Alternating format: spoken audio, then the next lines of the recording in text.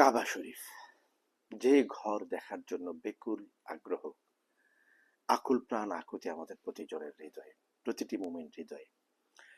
একটিবার যদি সেই ঘরকে দেখতে পারি, কাবার কালো গিলাফের সেই ঘরটিকে যদি ছুঁতে পারি, স্পর্শ করতে পারি। কাবা শরীফের অনেকগুলো পরিচয়। এটি পৃথিবীর প্রথম ঘর, এটি আল্লাহর ঘর, এটি বাইতুল্লাহ। আমরা সবাই আল্লাহর সৃষ্টি। আল্লাহকে দেখা যায় না, কিন্তু তার ঘরকে দেখা যায়।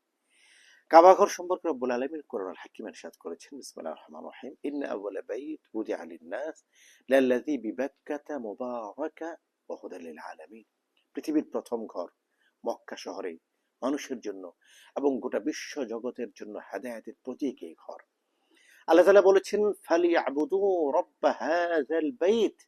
সুতরাং এই ঘরের যিনি রব, রব্ব হাযাল বাইত, এই ঘরটার যিনি রব, প্রভু, তার ইবাদত করুন।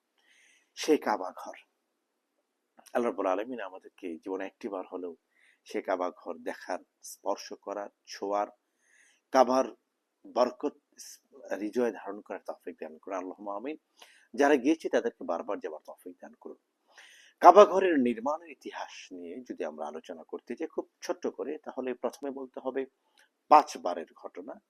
প্রথমবার হলো হযরতে জিবরাইল আলাইহিস সালাতু ওয়াস সালাম কর্তৃক আল্লাহ তাআলার নির্দেশে জিবরাইল আমিন আলাইহিস সালাতু ওয়াস সালাম ফেরেশতাদেরকে নিয়ে বাইতুল মামুর, আল্লাহ রাব্বুল আলামিন আরশ আজিমের নিচে যে বাইতুল মামুর রয়েছে এর একেবারে বরাবর মক্কা শহরে ঘরকে নির্মাণ করলেন হযরত জিবরাইল আলাইহিস সালাতু ওয়াস সালাম আল্লাহর নির্দিষ্ট ছকের উপরে, ভীমের উপরে, নকশার উপরে।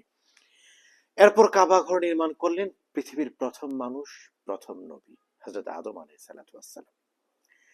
এরপরে কাবা ঘর নির্মাণ করলেন আবার পুনর্নির্মাণ হযরত ইব্রাহিম আলাইহিস সালাতু ওয়াস সালাম, যেটার কথা রব্বুল আলামিন কোরআনে বলেছেন সূরা বাকারায় প্রথম পারার 19 নম্বর পৃষ্ঠায়, বিসমিল্লাহির রহমানির রহিম, ওয়া ইয ইয়ারফাউ ইব্রাহিমুল কওয়াইদ মিনাল বাইতি ওয়া ইসমাঈল রব্বানা তাকাব্বাল মিন্না ইন্নাকা আনতাস সামিউল আলিম। হযরত ইব্রাহিম আলাইহিস সালাতু ওয়াস সালাম তার ছেলে ও নবী, 4500 নবীর পিতা ছিলেন নবী ইব্রাহিম আলাইহিস সালাতু ওয়াস সালাম। তিনি এবং তার ছেলে হযরত ইসমাঈল জবিহুল্লাহ আলাইহিস সালাতু ওয়াস সালাম, তারা বাপ বেটা দুজন মিলে কাবা ঘরকে নির্মাণ করলেন। সুবহানাল্লাহ বিহামদিহি।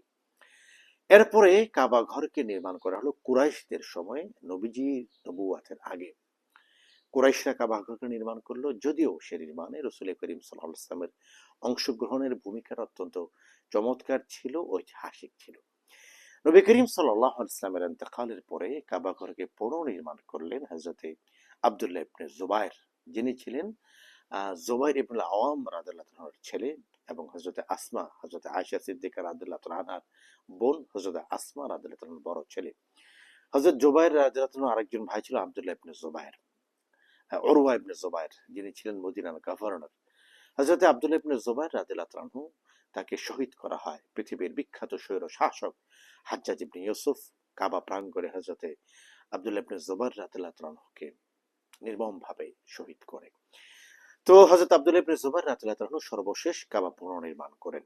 এরপরে থেকে এখন পর্যন্ত আমরা কাবা শরীফের যে অবয়বটি দেখি, এই অবয়বটির অংশটা হলো হযরত আব্দুল্লাহ ইবনে জুবায়েরের পরে হাজ্জাজ ইবনে ইউসুফ আবার কাবা শরীফকে পুনর্নির্মাণ করে অথবা পুনঃসংস্কার করে।